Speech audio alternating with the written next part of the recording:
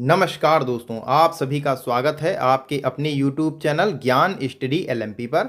दोस्तों, आज हम सामान्य ज्ञान में भूगोल के प्रश्न कराने वाले हैं और भूगोल के वो प्रश्न आपको हम कराएंगे जो किसी न किसी एग्ज़ाम में आए हुए प्रश्न हैं और आपके यूपी पेट के लिए काफ़ी इम्पॉर्टेंट हैं। और इसके अलावा आरओ और लोअर पीसीएस जो आपका एग्ज़ाम होना है उन सभी एग्ज़ामों के लिए ये इम्पॉर्टेंट क्वेश्चन है। तो आइए दोस्तों, आज की क्लास शुरू करते हैं। क्लास शुरू करने से पहले अगर दोस्तों आप चैनल पर पहली बार आए हैं तो चैनल को सब्सक्राइब कर लें, साथ में बेल आइकन को अंडर प्रेस कर लें जिससे डेली की डेली जो हमारी क्लास होती है उसकी जानकारी आपको मिल सके। तो अब दोस्तों आइए आज की क्लास शुरू करते हैं। पहला हमारा आज का प्रश्न है, टेलीग्राफिक पठार हिस्सा है उत्तरी अटलांटिक कटक का, बी ऑप्शन में है दक्षिण अटलांटिक कटक का, सी ऑप्शन में हिंद महासागर कटक का और डी ऑप्शन में है उपरोक्त में से कोई भी नहीं। तो इस प्रश्न का दोस्तों सही उत्तर है उत्तर अटलांटिक कटक का, यानी ए ऑप्शन दोस्तों इस प्रश्न का हमारा सही हो जाता है। आइए दोस्तों अगले प्रश्न पर चलते हैं। अगला दोस्तों हमारा प्रश्न है, निम्नलिखित देशों में से किसमें पंपास घास का मैदान स्थित है? Argentina, Brazil, Chile, Ecuador. तो इसमें दोस्तों सही उत्तर हो जाएगा अर्जेंटीना। अर्जेंटीना में पंपास घास के मैदान स्थित हैं। तो ए ऑप्शन यहाँ पर हमारा सही हो जाता है। अगला प्रश्न है, निम्नलिखित में से कौन मृदा से संबंधित है? इंडेफिक, क्लाइमेटिक, बायोटिक, टोपोग्राफी। तो इस प्रश्न का दोस्तों सही उत्तर हो जाएगा इंडेफिक, यानी ए ऑप्शन दोस्तों यहाँ पर भी हमारा सही हो जाता है। आइए दोस्तों अगले प्रश्न पर चलते हैं। अगला दोस्तों हमारा प्रश्न है, निम्नलिखित नदियों में किसके मुहाने पर पक्षी के पंजे वाला डेल्टा बनता है? होंगहो, नील, डेन्यूब और डी ऑप्शन में मेसिसिपी। तो इस प्रश्न का दोस्तों सही उत्तर हो जाता है मेसिसिपी। तो यहाँ पर हमारा डी ऑप्शन सही हो जाएगा। अगला प्रश्न है, निम्नलिखित में से अगला दोस्तों प्रश्न है, निम्नलिखित में किस में ओजोन की सर्वाधिक सांद्रता मिलती है? क्षोभ मंडल में, मध्य मंडल में, समताप मंडल में, वायुमंडल में। तो समताप मंडल दोस्तों यहाँ पर हमारा सही उत्तर हो जाता है। समताप मंडल सही हो जाएगा। आइए दोस्तों अगले प्रश्न पर चलते हैं। अगला दोस्तों हमारा प्रश्न है, निम्नलिखित में से कौन सी एक चोटी भारत में अवस्थित है? गुरला मंधाता, नमचा बरवा, कॉमेट, नंगा पर्वत। तो इसमें दोस्तों सही उत्तर हो जाएगा गुरला मंधाता, गुरला मंधाता। तो ए ऑप्शन दोस्तों यहाँ पर हमारा सही हो जाएगा। गुरला मंधाता तिब्बत में मानसरोवर झील के पास स्थित हिमालय का एक पर्वत है।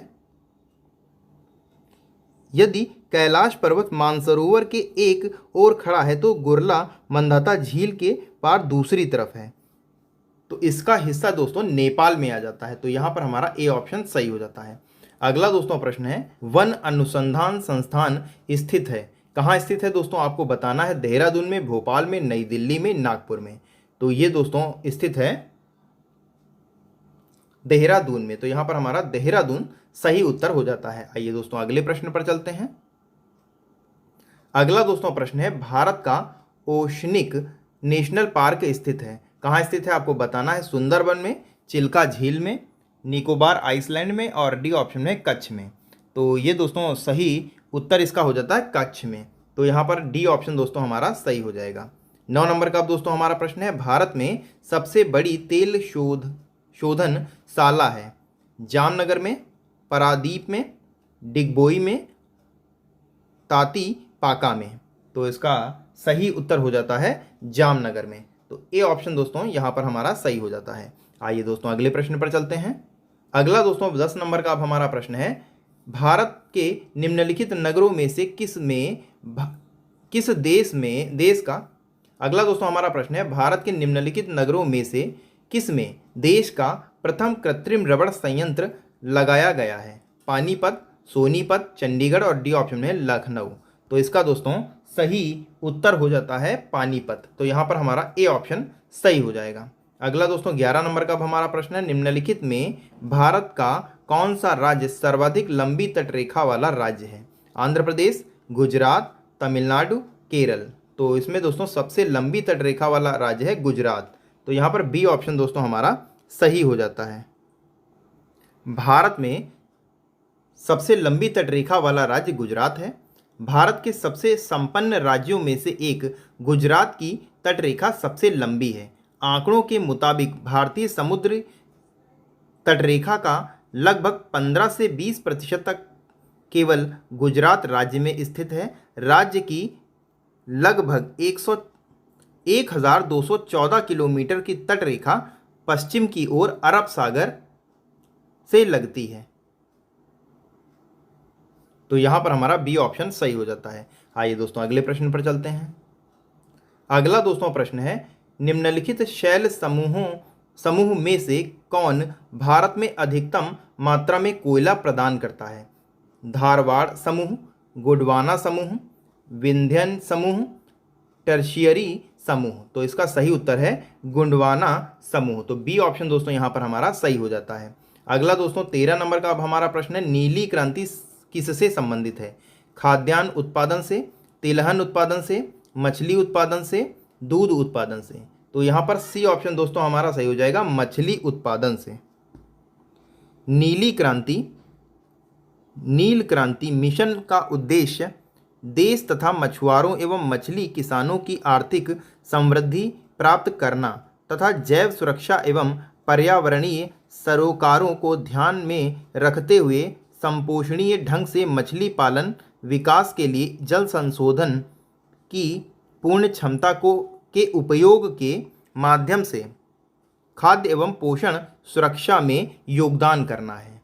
तो यहाँ पर हमारा सी ऑप्शन सही हो जाता है। आइए दोस्तों अगले प्रश्न पर चलते हैं। अगला दोस्तों हमारा प्रश्न है, भारत में मानसून की उत्पत्ति निम्नलिखित पवनों में किसके द्वारा होती है? उत्तर पश्चिम पवन द्वारा, दक्षिण पूर्व पवन द्वारा, उत्तर पूर्व पवन द्वारा, और डी ऑप्शन है उत्तर पश्चिम पवन द्वारा। तो इसका दोस्तों सही उत्तर हो जाता है ऑप्शन ए दोस्तों यहाँ पर हमारा सही हो जाएगा, दक्षिण पश्चिम पवन द्वारा। अब दोस्तों 15 नंबर का अब हमारा प्रश्न है, चित्रकूट जलप्रपात निम्नलिखित में से किस नदी पर है? यमुना, मंदाकिनी, इंद्रावती, नर्मदा। तो ये दोस्तों चित्रकूट जलप्रपात है इंद्रावती नदी के तट पर। तो यहाँ पर हमारा सी ऑप्शन सही हो जाता है। आइए दोस्तों अगले प्रश्न पर चलते हैं। अगला दोस्तों प्रश्न है, अब दोस्तों प्रश्नों में ऑप्शन नहीं दिए हुए, सीधे आंसर दिया हुआ है। भूगोल का पिता किसे कहा जाता है? इरेटोस्थनीज को यहाँ पर हमारा उत्तर हो जाता है। 17 नंबर का हमारा प्रश्न है, भारत का सबसे दक्षिणी बिंदु क्या है? तो भारत का दक्षिणी बिंदु है इंदिरा पॉइंट, जो कि अंडमान निकोबार में है। 18 नंबर का हमारा प्रश्न है, पृथ्वी को सबसे पहले किसने गोलाकार माना? तो ये अरस्तु ने माना। तो अरस्तु यहाँ पर हमारा सही उत्तर हो जाता है। अब दोस्तों अगला प्रश्न हमारा है, मानव भूगोल का पिता किसे कहा जाता है? तो इसे ये कहा जाता है फ्रेडरिक रेटजेल को। तो अगला दोस्तों प्रश्न है 20 नंबर का, सबसे पहले भारत का मानचित्र किसने बनाया? तो ये बनाया था एन विले ने 1752 में। 21 नंबर का अब दोस्तों हमारा प्रश्न है, अध्ययन के लिए स्वतंत्र विषय के रूप में भूगोल को कब मान्यता मिली? तो ये 19वीं शताब्दी में भूगोल को एक स्वतंत्र विषय के रूप में मान्यता मिली। 22 नंबर का दोस्तों हमारा प्रश्न है, भारत को सर्वाधिक विश्व मानचित्र पर किसने दर्शाया था? भारत को सर्वप्रथम 22 नंबर का दोस्तों हमारा प्रश्न है, भारत को सर्वप्रथम विश्व मानचित्र पर किसने दर्शाया था? तो ये दर्शाया था टॉलेमी ने। 23 नंबर का हमारा प्रश्न है, पृथ्वी की परिधि का करीब सही मापन किसने किया था? तो ये किया था इरेटोस्थनीज ने। तो 24 नंबर का हमारा प्रश्न है, कौन एंथ्रोपोजियोग्राफी ग्रंथ के रचयिता हैं? ये थे फ्रेडरिक रेटजेल।